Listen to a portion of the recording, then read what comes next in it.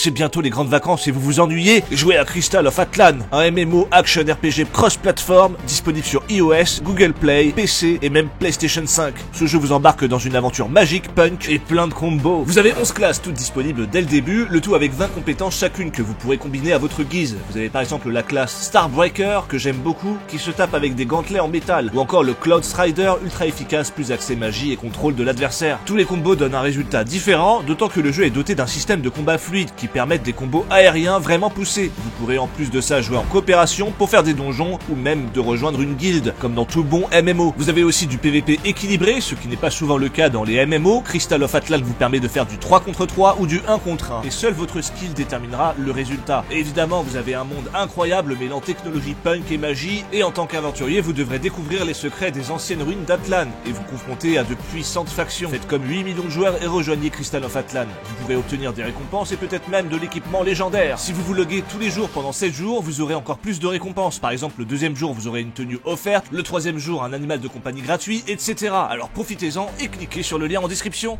Et bonjour à tous, aujourd'hui on va décortiquer un jeu qui a fait avancer le jeu vidéo et qui était bien en avance sur son temps. D'ailleurs, il est toujours en avance sur son temps, sur quelques points particuliers. Et évidemment, si vous avez lu le titre, vous le savez, je parle de Metal Gear Solid 2. Alors quand je dis qu'il a fait avancer le jeu, c'est faux, puisque 95% des jeux aujourd'hui préfèrent procrastiner sur des mécaniques simples en foutant des éléments de RPG partout et à toutes les sauces au lieu de chercher à transcender leur gameplay. Mais vous m'avez compris, Aujourd'hui, on va voir que ce sont les petites features qui font un grand jeu. Parlons donc de ce Metal Gear Solid 2.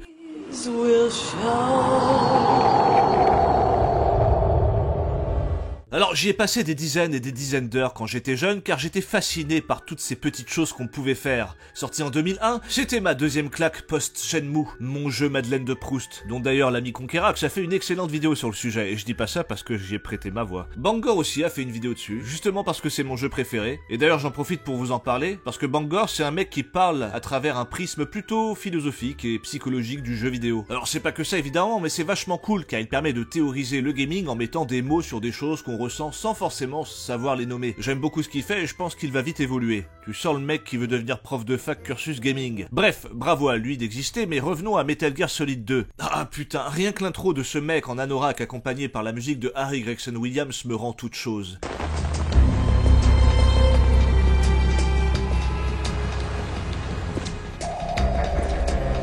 Mais qui peut avoir autant de classe avec un kawaii, bordel de Dieu? On ne sait pas qui c'est, mais on sait qu'il faut pas le faire chier. Preuve en est, le mec saute d'un pont, atterrit sur un bateau et...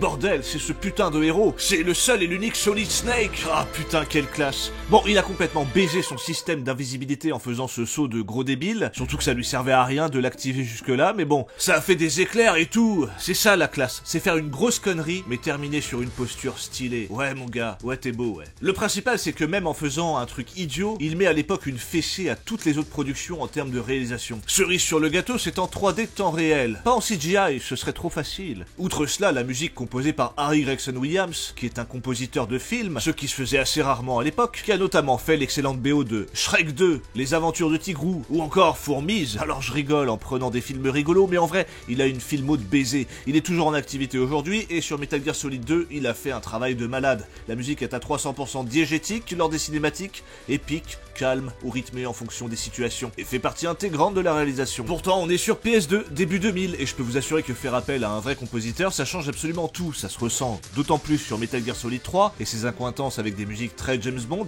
dont notamment la fameuse chanson Snake Eater, chantée par Cynthia Harrell, qui apparaît à un moment bien particulier du jeu et qui est incroyable.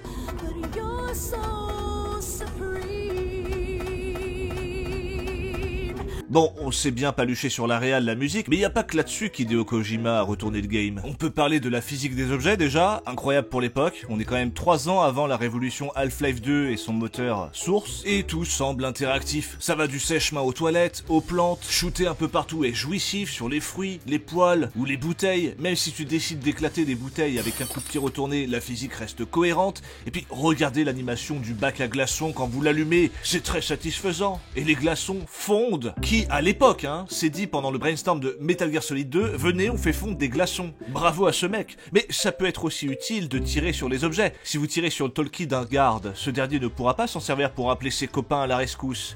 Et en parlant des gardes, faut absolument rendre hommage à l'intelligence artificielle des ennemis dans ce jeu. Parce que comparé à Metal Gear Solid 1, les gardes ne se contentent pas de ruer sur toi dès qu'ils te repèrent. Il y a tout un système d'intelligence collective qui a été mis sur pied. Vraiment, c'est un bal assez fascinant à contempler. Quand ils entendent un bruit, ils arrivent, menés par un chef qui utilise un langage gestuel militaire pour leur dire quand s'arrêter ou quand pénétrer dans une pièce. Ensuite, chacun fouille son recoin en s'informant au fur et à mesure de ce qui a été checké. Même quand le mode alerte a été déclenché parce qu'on t'a vu, les renforts suréquipés en bouclier et fusil à pompe viennent pas devant toi sans réfléchir. Il y en a un qui va commencer par lancer une grenade aveuglante par la porte, d'autres qui vont boucler toutes les portes de sortie pour éviter toute évasion. C'est très cool à voir. N'hésitez pas à aller voir le making-of du jeu. On voit à quel point Kojima et ses copains ont voulu s'inspirer des vrais militaires, notamment sur l'aspect communication. En fait, les gardes se parlent constamment, et dès qu'il y en a un qui ne fait pas son rapport, par exemple parce que tu es en train de le mettre en joue, et le leader de son équipe demande à des gars d'aller jeter un coup d'œil pour voir ce qui se passe. Et si jamais ils se rendent compte que leur copain n'est plus là, il se fait remplacer par un autre garde et la sécurité de la zone est renforcée. Ce qui te pousse à jouer discrètement, sans forcément t'en prendre au garde. Puisque vous l'aurez compris, c'est pas la meilleure des solutions. En plus de ça, tu peux pas juste te planquer dans un casier et te dire que tout roule. Parce qu'en fonction du bordel que t'as fait, il y a certains gardes qui vont prendre le temps d'ouvrir tous les placards. Ou même les portes des chiottes d'ailleurs, mais avec une politesse qui force le respect.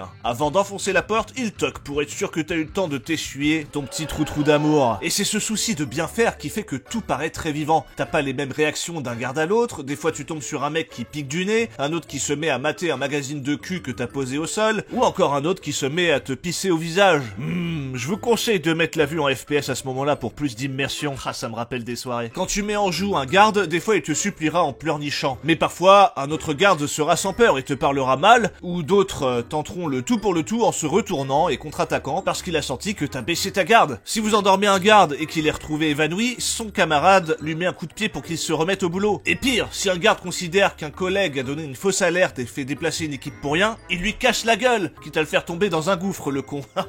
Ouais, c'est pas forcément des génies non plus. Donc vous voyez, il y a énormément de situations différentes qui peuvent arriver, surtout que les développeurs sont des petits comiques très adeptes de blagues pipi caca cucu.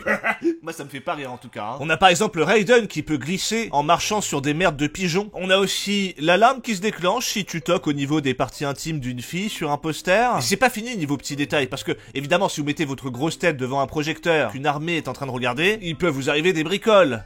On a aussi un perroquet qui se met à répéter tout ce que vous dites. Et pareil côté dialogue avec les interlocuteurs sur le codec, ton moyen de communiquer avec ton équipe dans le jeu. Il y a beaucoup de réactions cachées qui surviennent en fonction de ce que tu fais. Tu peux par exemple découvrir qu'Otakon est un mec problématique quand tu lui montres des photos de filles au lieu des photos du Metal Gear qu'il t'a demandé. Parce que chaque fois il fait le mec pas intéressé mais il se les sauvegarde quand même de côté. Bizarrement. Et il a le même comportement quand on lui présente une photo d'Olga, un boss qu'on a dû mettre KO au début du jeu. Bizarre. Mais c'est pas fini avec le codec parce que c'est marrant d'être à la recherche de réactions rigolotes. Par exemple, si tu t'amuses à shooter des oiseaux, on t'appelle pour t'engueuler. Si tu te mets devant un urinoir, ça va déclencher une discussion cringe avec ta copine. Par contre, si tu te baisses devant l'urinoir, ton boss va te dire que c'est bizarre comme trip, en sous-entendant que t'es en train de boire ta propre pisse. Ah, j'avais prévenu, humour, pipi, caca, cucu, let's go. Mais le plus cringe est à venir. Alors, on passe sur le fait que Snake peut embrasser les posters dans les casiers quand il est dedans.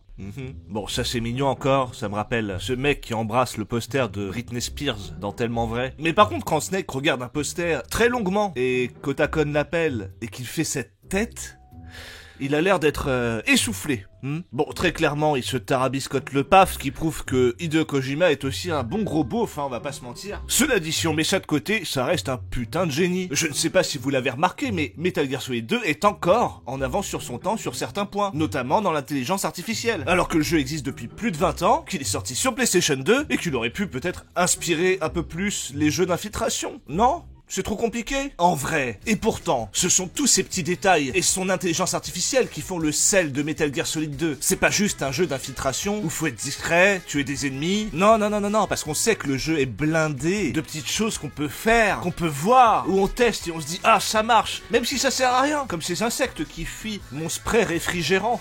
Désolé les cafards. Vous remarquerez que les cafards sont beaucoup plus nombreux que dans les égouts du jeu Avowed, ce gros jeu de merde qui est une honte pour un jeu 2025. Enfin voilà, vous avez défait et des preuves que, il y a des jeux qui ont encore plus de 20 ans d'avance, hein. Et pour vous dire, pour Metal Gear Solid 3, qui pousse la barre encore plus loin, en termes de réalisme, j'ai un doute que le remake qui sort en août de cette année arrive à implémenter toutes les fonctions qu'il y a pu y avoir sur PS2. Aussi stupide que cela puisse paraître quand on entend cette phrase, on verra. Mais j'espère vraiment qu'ils ont respecté toutes les fonctionnalités qu'il pouvait y avoir dans Metal Gear Solid 3. Enfin voilà, cette vidéo ça fait un petit moment que je voulais la faire, et j'aime bien parler de jeux qui font ou qui ont fait avancer le jeu vidéo. Je pense que c'est un travail aussi important de parler de jeux sur lesquels il faut piocher des idées, que de parler des jeux en mettant en avant leurs défauts, comme cette merde de chez Chounet. Enfin voilà, je sais pas trop comment conclure cette vidéo, moi je vous fais des bisous, et je vous dis à la prochaine. Ciao.